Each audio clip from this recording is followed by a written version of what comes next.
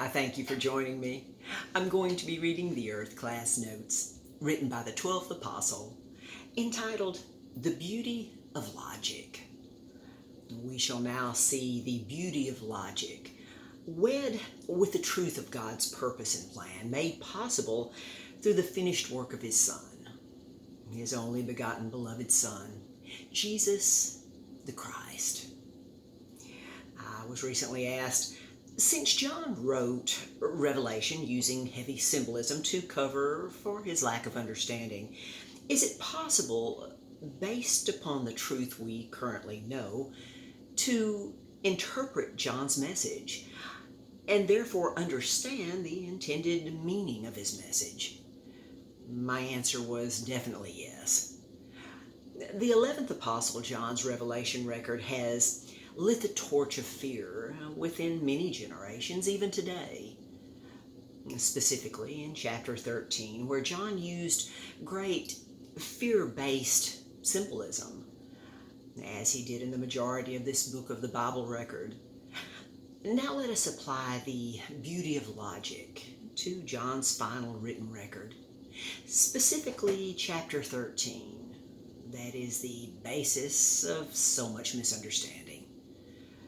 Looking back at this historic opportunity for John to complete the written record, we understand that Lucifer was functioning as Satan at the time, along with his fallen descendants, with Satan seeing this as an opportunity, as Satan had free access to influence John's writings, as much as John's overconfident soul would allow.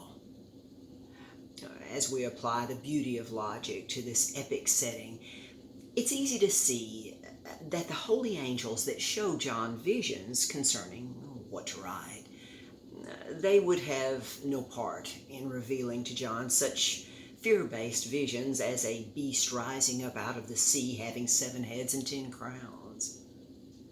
We also know that John, of his own doing, would not go to the extent of using such fear-based symbolism to cover for his lack of understanding.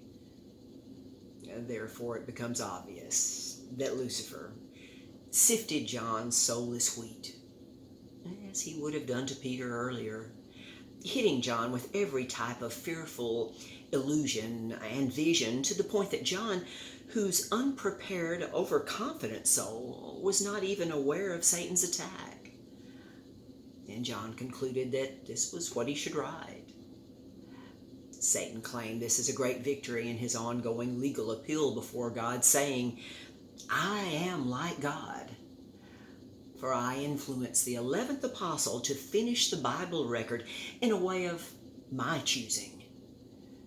My choosing that will strike fear in the souls of humanity for the remaining time they have to produce a 12th apostle, and the legally required 2 unbiased witnesses in order for this age to legally end. In chapter 13, John's soul began to awaken a bit from Satan's influence in verse 8, which reads, And all that dwell upon the earth shall worship him, whose names are not written in the book of life of the Lamb slain from the foundation of the world.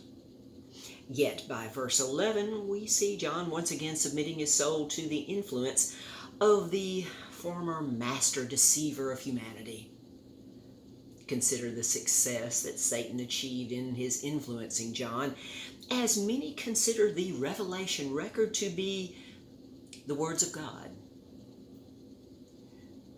All of these facts further prove the need for the 12th apostle's current ministry, and we have the honor of proving that the truth could be understood before this age ends forever, just as God knew that it could be done, and so shall it be.